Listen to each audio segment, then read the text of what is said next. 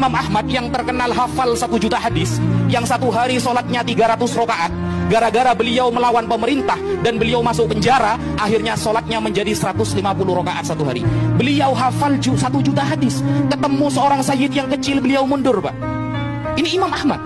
Ketemu Habib yang kecil, mundur Imam Ahmad, gak berani. Kemudian sayyid kecil itu mengatakan, wahai imam, engkau ulama, duluan.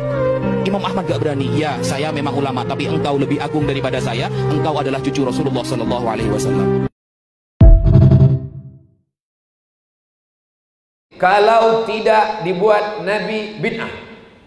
Imam Ahmad bin Hanbal, Imam Hambali, punya anak lelaki namanya Abdullah. Wahai Abdullah, ya, ayah engkau Ahmad bin Hanbal, betul. Berapa rakaat dia sembahyang sehari semalam?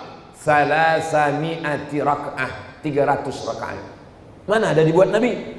Kalau kaedahnya, kalau tidak dibuat Nabi masuk neraka, berarti Ahmad bin Hanbal masuk neraka lah, karena dia membuat 300 rakaat sehari semalam. Madhab yang terakhir yang masyhur adalah madhab Ahmad bin Hanbal, madhab Hambali. Ya, beliau dikenal dengan hadis, ilmu hadis, ya.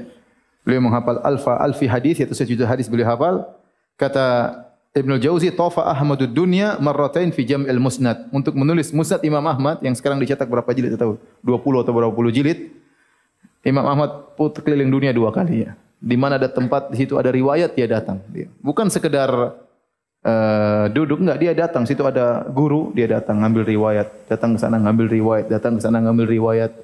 Ya, sampai puluhan ribu hadis, ya. Sampai bersafar begitu lama, ya. Bagaimana semangat untuk menuntut ilmu. Makanya wajar dia hafal sanad, ya, karena dia ngambilnya, ya. Kesini dia ingat, ya, hafal sanad dari siapa, ngambil sanad dari siapa. Kemudian dia tahu tentang rawi-rawi semua yang ada di sini. Dalam hadis, dalam musnad Imam dia tahu kedudukan rawi-rawinya, dia tahu.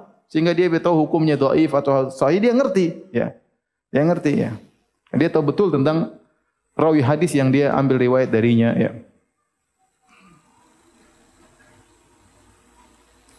Adapun ibadah dan ketakwaannya, ya, Imam Ahmad kalau kebiasaannya setiap hari sholat 300 rakaat.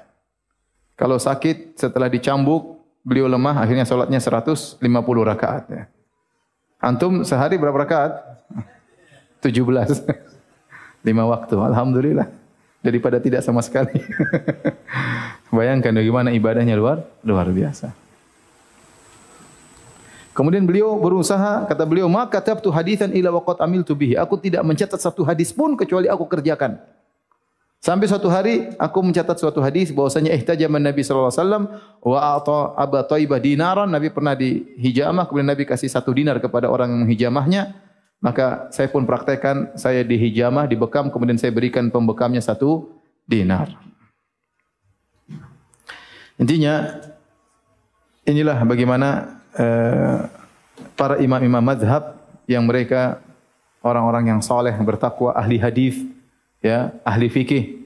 Ya, maka tentunya secara global, ya, kalau seorang bermazhab, maka dia berusaha, artinya dia belajar ilmu dari warisan dari ilmunya Imam Ahmad, misalnya bermadzhab Hambali.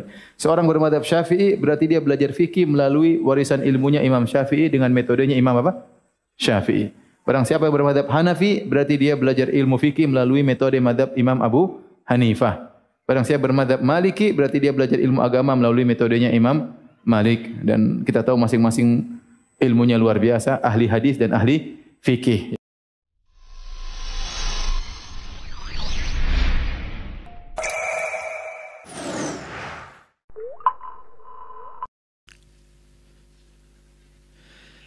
Benarkah Imam Ahmad pernah sholat 300 rakaat dalam 1 hari? Jika ini benar, apakah ini termasuk bidah karena tidak pernah dilakukan oleh Nabi? Nah, ini dari mana dulu mengecap tidak pernah dilakukan oleh Nabi? Pertama ditanyakan dulu 300 rakaat ini apa bentuknya? Ya, sholat kayak bagaimana? Di mana tempatnya? Nah, itu pintu-pintu bab sholat sunnah itu banyak bentuknya. Banyak bentuknya, ya. Jangan orang bertindak dengan apa yang dia ketahui saja. Dia cuma kenal sholat rawatib 12 rakaat, kemudian dia kenal sholat duha. Anggaplah 8 rakaat, sudah 20 rakaat. Kemudian dia kenal sholat malam. Kan begitu.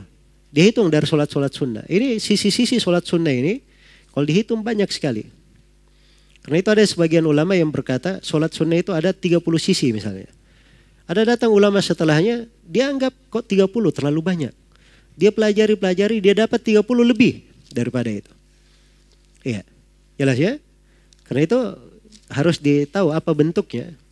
Ya kalau mungkin saja ada sholat sunnah 300 rakaat dalam sehari. Dari sisi yang dibolehkan oleh sunnah, ada yang memungkinkan. Ada yang memungkinkan. Baik.